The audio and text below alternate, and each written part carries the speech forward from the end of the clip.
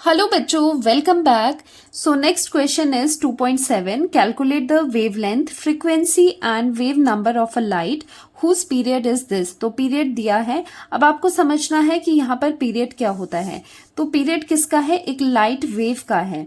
देखो, वेव ऐसे जाती है, तो ये क्या होता है एक्चुअली? टाइम पीरियड क्या होता है किसी वेव के लिए? Time taken for one complete wave cycle, या फिर एक पूरी ऑसिलेशन के लिए जितना टाइम पीरियड लग रहा है उसी को हम कहते हैं उसका पीरियड। तो जैसे यहां से यहां तक, यहां से यहां तक कितना टाइम लगा वो उसका पीरियड माना जाएगा। ठीक है, तो यहां पर आपको पीरियड निकालना है। तो यहाँ पर पीरियड गिवन है, आपको ये सब चीजें निकालनी है। वेवलेंथ निकालनी है, frequency new and wave number, ये सब चीजें आपको फाइंड आउट करनी है। पीरियड आपको गिवन है। तो यहाँ पर क्या होता है, पहले फॉर्मूला देखिएगी पीरियड का। पीरियड का फॉर्मूला रहता है कि frequency is equal to 1 upon period of the wave. ठीक है, फ्रीक्वेंसी एंड पीरियड का ये डायरेक्ट रिलेशन होता है।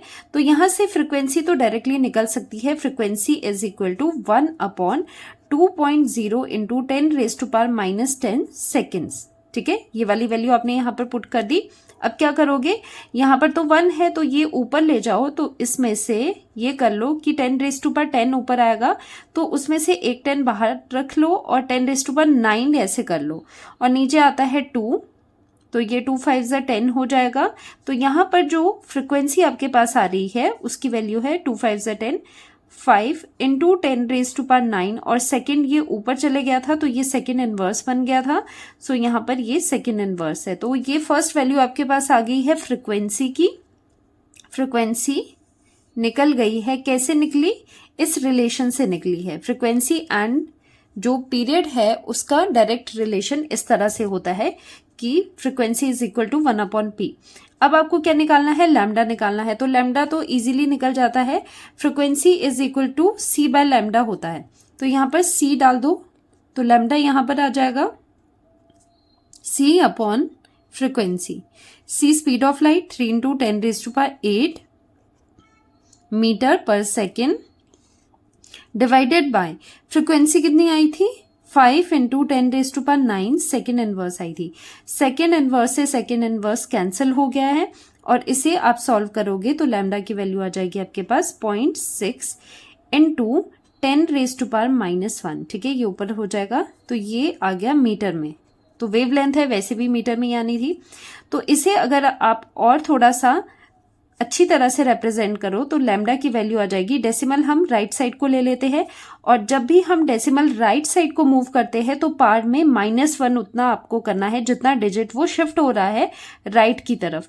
तो एक यहाँ पर एक आपने डिजिट यहाँ पर क्रॉस किया, डेसिमल यहाँ पर आ गया है, तो 10⁻⁻1 था, -1 में और -1 आप करोगे तो ये -2 मीटर आ जाएगा। ठीक है, तो डेसिमल्स को कैसे प्लेस करना है, कैसे उसे मूव करना है, वो आप इस तरह से समझ सकते हो कि अगर हम डेसिमल को लेफ्ट हैंड साइड मूव करेंगे तो जितना डिजिट आपने मूव किया होगा उतना डिजिट पार में आपको 10⁻⁻ में प्लस करना है।